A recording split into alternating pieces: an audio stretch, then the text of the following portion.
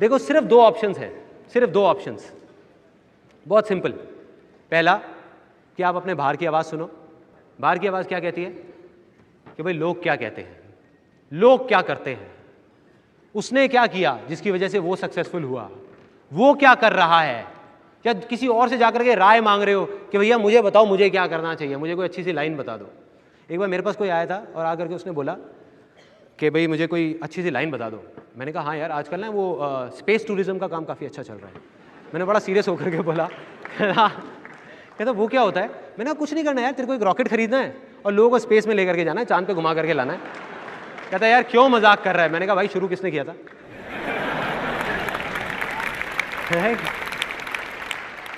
तो दूसरा ऑप्शन क्या है, एक है बाहर की आवाज़ सुनो, दूसरा है अपने अंदर की आवाज़ सुनो। अंदर की आवाज़, चाहे उसको आप आत्मा की आवाज़ बोलो, चाहे दिल की आवाज़ बोलो, चाहे कुछ भी बोलो, लेकिन अपने अंदर की आवाज़। और जिस दिन आपने वो सुन ली ना, बस उसके बाद और कुछ नहीं चाहिए। एक सिंपल सा एग्जाम्पल, रियल लाइफ, हर घर की कहानी। एक बच्चा है जिसका एक ही शौक है, वो क्या करता है, उसकी गाड़ियां हैं खिलौने वाली, उसको खोल खोल करके जोड़ता रहता है, जोड़ता रहता है, जोड़ता रहता है, यही काम है उसको। इसी चीज़ में मज़ा आता है और किसी चीज़ में मज़ा ही नहीं आता। अब वो धीरे धीरे बड़ा हुआ तो उसको कंप्यूटर्स का शौक चढ़ा। अब वो कंप्यूटर्स को खोलता रहता है, जोड़ता रहता है, टीवी, इलेक्ट्रॉनिक्स। अब वो 18 साल का हुआ, अब बारी आई कि भाई क्या करना है, क्या करना है, क्या नहीं करना। अब उसके अंदर से आवाज़ आ रही थी कि मैं इंजीनियरिंग करूँ, इंजीनियरिंग करूँ। लेकिन सब ने, लोगों ने उसे ये कहा कि बेटा इंजीनियरिंग मत कर, उसमें कोई स्कोप नहीं है। और उसको ये बोला गया बेटा तू एक काम कर, तू ना सीए कर ले। अब ये सीए कहाँ से आया, ये भी बहुत मज़ेदार पॉइंट है। ये सीए कहाँ से आया, किसी ने एनालाइज नहीं किया कि उसके अंदर क्या है, बच्चे के उसमें टैलेंट है नहीं है, क्या है, नहीं। इसलिए सीए कर ले क्योंकि हमारे खानदान में 15 साल पहले उन्होंने सीए करी थी, आज वो बहुत अच्छा पैसा कमा रहे हैं। तो अब क्या होगा, ये उसकी बाहर की आवाज़ है। अब प्रॉब्लम ये नहीं है सबने कहा, प्रॉब्लम ये है कि वो खुद भी डर गया। उसने कहा कि नहीं सब कह रहे हैं तो वही कर लेता हूँ ना, क्यों रिस्क लूँ, क्यों पंगा लूँ भाई, कल को अगर उल्टा पड़ गया तो कौन लेगा अपने सर पे, राइट। उसने कहा सीए ही कर लेता हूँ। अब वो सीए कर रहा है तो सीए उसके लिए करना अपने आप में एक बहुत बड़ा टास्क है क्योंकि उसमें उसका कोई इंटरेस्ट नहीं है। और दूसरी तरफ अगर वो इंजीनियरिंग करता तो आज नहीं तो कल, वो आज कंप्यूटर खोल के जोड़ रहा था ना, कल एरोप्लेन खोल के भी जोड़ देता।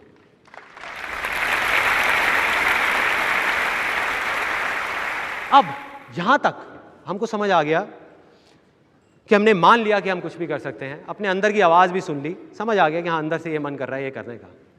फिर भी मतलब लैंड फर्टाइल हो गई, बीज हमारे हाथ में है, अगर हम उसको बोए ही नहीं तो कुछ होगा क्या, कुछ नहीं होगा। मतलब कि एक्शन ना लें। वर्ल्ड वाइड ऐसी बहुत सारी रिसर्च हुई है जिसमें ये प्रूव हुआ है कि 90% लोग जो फेल हो जाते हैं उसका सबसे बड़ा रीज़न ये है कि वो कभी ट्राई नहीं करते, वो कभी ट्राई नहीं करते। मतलब उस बीज को हाथ में रख करके बैठे रहते हैं, सोचते रहते हैं कि इसको बोऊं ना बोऊं, बोऊं ना बोऊं, बोऊं ना बोऊं, या जब सही टाइम आएगा तब बोऊंगा, और वो ले करके सोचते रहते हैं। मतलब वो इसलिए फेल नहीं होते कि उन्होंने कुछ किया, इसलिए फेल हो जाते हैं क्योंकि वो करना चाहते थे और किया ही नहीं, जिंदगी भर किया ही नहीं।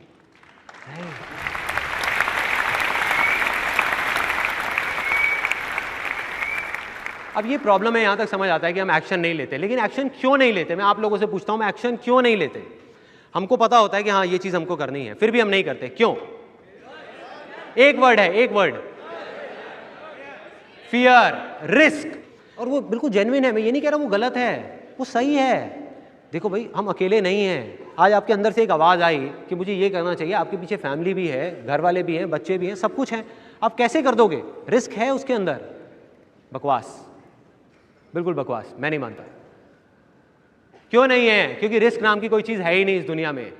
भगवान ने या जिसने भी इस दुनिया बनाई, रिस्क नाम की कोई चीज़ नहीं बनाई। ये इंसान खुद अपने लिए रिस्क पैदा करता जा रहा है। हम खुद ही अपने लिए रिस्की सिचुएशंस क्रिएट कर रहे हैं, खुद ही उससे डर रहे हैं। एक छोटा सा बच्चा है जो अभी अभी पैदा हुआ है, उसको बोला जाए पैदा होते ही, सब लोग आए उसको एनकरेज करने के लिए, बेटा भाग भाग बेटा भाग, क्या होगा उस बच्चे का, टूट फूट जाएगा, गिर जाएगा, राइट। रिस्क ही रिस्क है।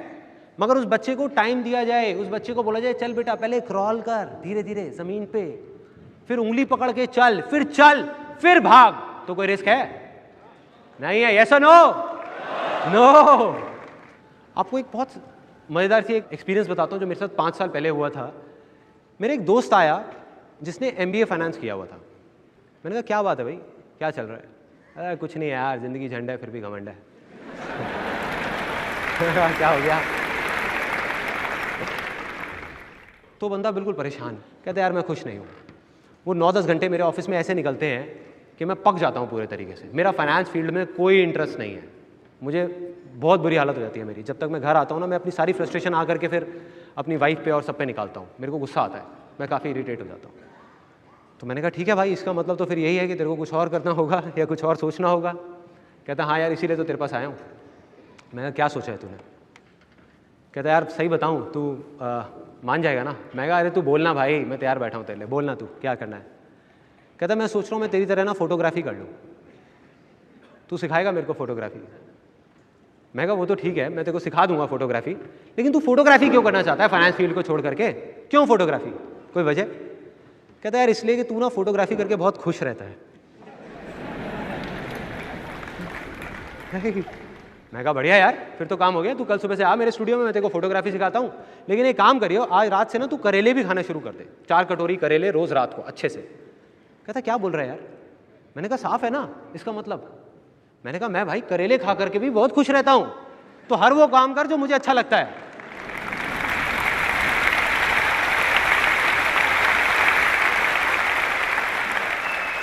मैंने कहा मेरे भाई तू फिर से वही गलती करने वाला था जो तूने बहुत साल पहले करी थी। मैंने कहा मैं तेरे को इंडिया में 1 लाख फोटोग्राफर्स ऐसे दिखा दूंगा, 1 लाख, जो मेरी तरह ही फोटोग्राफी करते हैं और बिल्कुल भी खुश नहीं है। उनके लिए फोटोग्राफी सिर्फ एक काम है और कुछ नहीं है। और मैंने कहा 1 लाख लोग ऐसे दिखा दूंगा जो वही करते हैं जो तू अभी कर रहा है, मतलब फाइनेंस की फील्ड में है और बहुत खुश हैं, बहुत खुश हैं। मतलब कोई भी काम इंटरेस्टिंग या बोरिंग नहीं होता, सिर्फ और सिर्फ तेरे इंटरेस्ट के ऊपर है कि तेरे को क्या चीज अच्छी लग रही है। जो तेरे अंदर से है वो अच्छा है तेरे लिए, जो नहीं है वो सब बेकार है। तो उसको समझ आया थोड़ा बहुत, और वो बोला, कहता यार लेकिन मेरे को तो समझ ही नहीं आता है अंदर की आवाज़ और ये वो, तू क्या बोलता रहता है, मेरे को नहीं समझ आता है, कैसे सुनूं अपने अंदर की आवाज़? मेरे अंदर कोई आवाज़ ही नहीं आती। बड़ा जेन्युइन सी प्रॉब्लम है यार, नहीं आती आवाज़, अब क्या करोगे? मैंने कहा देख मैं तेरे को सिंपल कर देता हूँ कि अंदर की आवाज़ कैसे सुननी है। कोई भी ऐसा काम जो तू बिना थके बिना रुके दिन में 24 घंटे में से 12 घंटे कर सकता है बिना पैसे की परवाह किए, चाहे पैसे कम मिल रहे हैं चाहे ज्यादा मिल रहे हैं, और फिर भी खुश रह सकता है, वो तेरे अंदर की आवाज है।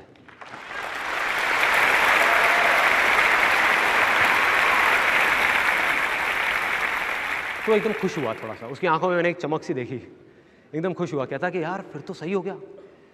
कहता लेकिन ऐसा तो एक ही काम है जो मैं 24 घंटे में से 12 घंटे कर सकता हूँ, ये वो। मैं कहा बता भाई क्या है? कहता मेरे को ना खाने पीने का बहुत शौक है। मैं उसके पास गया, मैंने उसके पेट पे हाथ लगाया, मैं वो तो देख के ही पता लग रहा है भाई।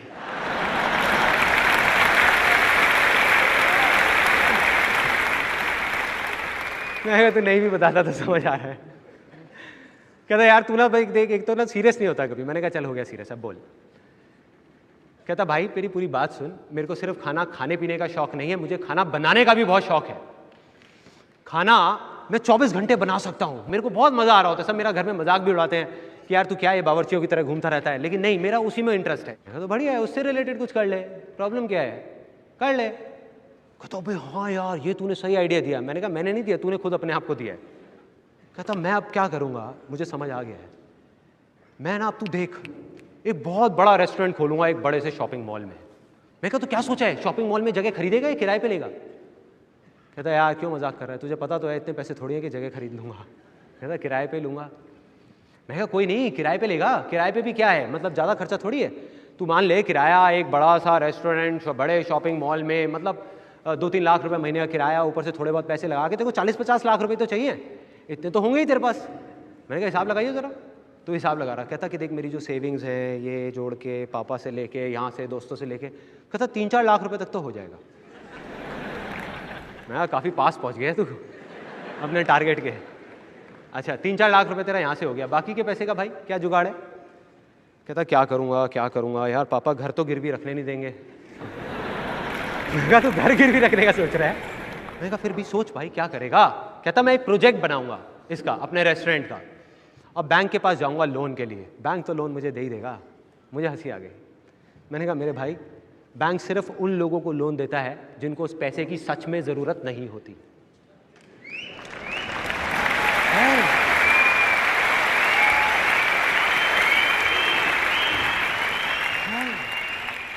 किस बेस पे लेगा भाई लोन, किस बेस पे लेगा? कहता हाँ यार तू कह तो ठीक रहा है, लोन तो मिलेगा नहीं, तो फिर क्या करूं? कहता यार बहुत मुश्किल है, छोड़ नहीं खुल सकता। मैंने कहा क्यों मुश्किल है? कहता पैसे नहीं है ना। मैं क्यों नहीं है पैसे? अभी तो तूने कहा पैसे हैं। कहता मैंने तो कहा नहीं है। मैंने कहा तूने कहा है, तूने कहा है मेरे पास 3-4 लाख रुपए है। तो कहता 3-4 लाख रुपए में रेस्टोरेंट थोड़ी खुलेगा। मैंने कहा तुझे किसने कहा है रेस्टोरेंट खोलने के लिए? 3-4 लाख रुपए में से अगर तू चाहे तो 1 लाख रुपए साइड करके 2-3 लाख रुपए में एक बढ़िया सी स्टॉल या रेडी लगा सकता है, अपने खाने की स्टॉल लगा सकता है।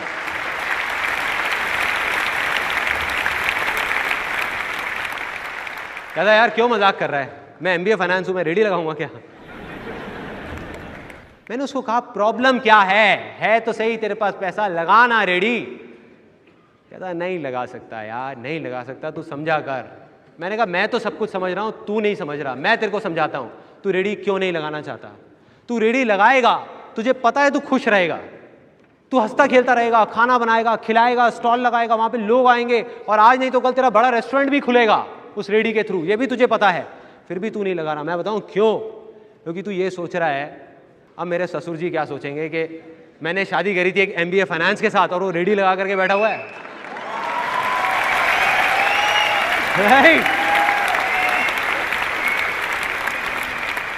मैं कहा यही सोच रहा है ना तू, कि वो क्या सोचेंगे, तेरे घर वाले क्या सोचेंगे, तेरी वाइफ क्या सोचेगी, दुनिया क्या सोचेगी। बढ़िया है, सोचता रहे। कहता हाँ यार बात तो सही है। कहता लेकिन रेडी मैं नहीं लगा सकता, रेडी नहीं लगा सकता, ये बहुत बड़ी प्रॉब्लम है। सबसे बड़ा रोग क्या कहेंगे लोग? कमाल का डर, सबसे बड़ा रोग, सबसे बड़ा। मैं कहा तुझे याद है जब मैंने फोटोग्राफी शुरू की थी तो क्या हुआ था? उस टाइम पे जब मैंने फोटोग्राफी शुरू करी थी पूरी दुनिया ने मेरा मजाक उड़ाया था, पूरी दुनिया ने, सिर्फ घर वालों ने नहीं, रिश्तेदारों ने नहीं, सब ने, दोस्तों ने, जहां भी जाता था लोग कहते थे आ गया भैया देखो। कहता ले भाई 10 रुपए मेरी फोटो खींच दे, ले भाई ले भाई ले भाई। मैं एक ऐसी स्टेज आई थी जब तुझे याद होगा तूने मुझे क्या कहा था कि भाई मेरी शादी में वैसे तो मैंने फोटोग्राफर्स बुक कर लिए हैं लेकिन तू भी आ जियो पीछे खड़ा होकर के थोड़ी बहुत फोटो खींचता रहियो। अगर उस टाइम पे मैंने सोचा होता कि तू क्या सोचेगा या तेरे जैसे और लोग क्या सोचेंगे तो आज मैं यहां नहीं होता।